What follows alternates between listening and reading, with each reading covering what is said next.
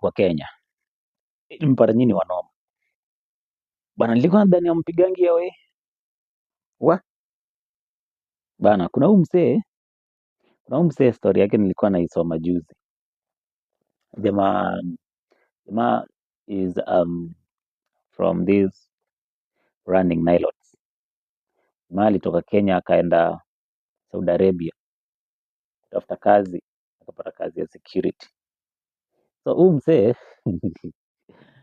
msee vile alifika huko, the guy in Kenya is married. He has a wife and kids. So I think alikuwa anatafuta tu greener pastures. So akaenda Saudi Arabia. So huko Saudi Arabia akapata kazi ya security. Akifanya kazi ya security ndo akapatana na huyu Filipino. The lady is from Philippines.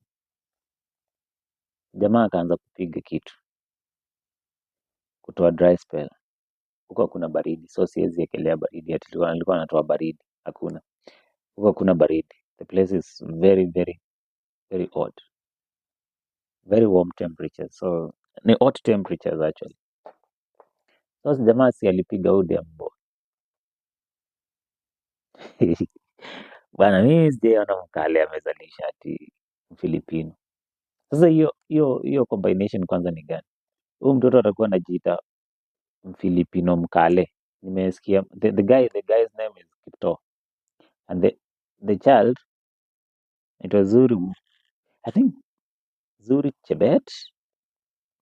But nilikuwa naangalia hizi videos ba. Nilikuwa naangalia videos nacheka. Ndio hiyo. Hata wanafanana. Kwa hiyo. Huyu ni Mkenya huyu. This guy hii alipiga. Acha nione video ingine.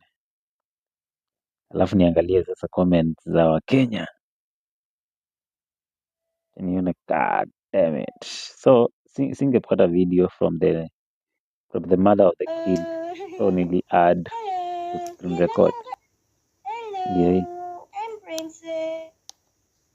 Sister, I salute you. You never aborted. She's my tribesmate. Princess Mother Zuri. Beautiful angel. Can't wait to see her Jen locked in. Princess Mother Karua.